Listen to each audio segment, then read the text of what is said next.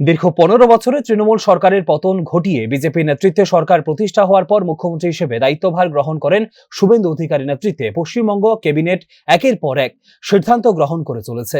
একই রকম ভাবে অতি সম্প্রতি চাকুরির বয়সসীমা সংক্রান্ত পশ্চিমবঙ্গ সরকারের সিদ্ধান্ত গোটা দেশ জুড়ে ব্যাপক আলোড়ন তৈরি করেছে। স্বাভাবিকভাবে এই চর্চার রেশ এসে পৌঁছেছে বিজেপি শাসিত রাজ্য ত্রিপুরাতেও। বিজেপি শাসিত ত্রিপুরাও কি চাকুরির বয়স সংক্রান্ত বিষয় পশ্চিমবঙ্গের পথে হাঁটতে চলেছে? এই প্রশ্নের উত্তরে সরাসরি কিছু না বললেও রাজ্যের মুখ্যমন্ত্রী অধ্যাপক ডাক্তার মানিক সাহা দাবি করেছেন, প্রত্যেক রাজ্যেই আলাদা আলাদা চিন্তাধারা থাকে, বিশেষ করে ভৌগোলিক অবস্থান এবং আর্থ সামাজিক ব্যবস্থার পরিপ্রেক্ষিতে প্রত্যেক রাজ্যকেই আলাদা আলাদা সিদ্ধান্ত নিতে হয়, এমনটাই বক্তব্য রাজ্যের মুখ্যমন্ত্রীর। পাশাপাশি মুখ্যমন্ত্রী দাবি করেছেন, এটা সকলেরই জানা, ত্রিপুরা ভারতবর্ষের তৃতীয় ছোট রাজ্য, কাজেই এই রাজ্যের সাথে অন্যান্য সবকিছুর তুলনামূলক বিশ্লেষণ যে একটু অন্যরকম হবে, এই বিষয়টা আরো একবার পরিষ্কার করলেন রাজ্যের মুখ্যমন্ত্রী অধ্যাপক ডাক্তার মানিক সাহা।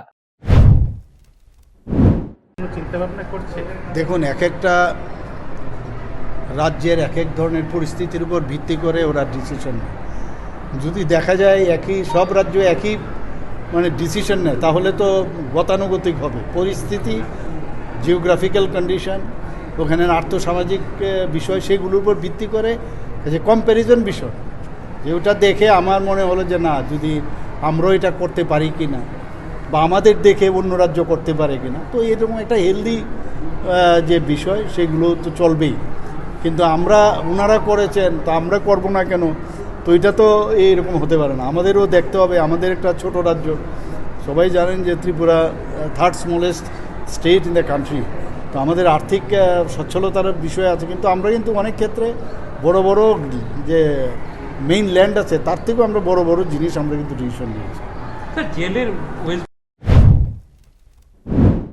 বিজেপি শাসিত পশ্চিমবঙ্গ এবং বিজেপি শাসিত ত্রিপুরার অন্তত সার্বিক পরিস্থিতির নিরিখে সব বিষয়ই যে এক পথে হাঁটা সম্ভব নয়, এই বিষয়টা আজ যথেষ্ট তাৎপর্যপূর্ণভাবেই বুঝিয়ে দিলেন রাজ্যের মুখ্যমন্ত্রী অধ্যাপক doctor Manik Saha. Bureau report, news নাও।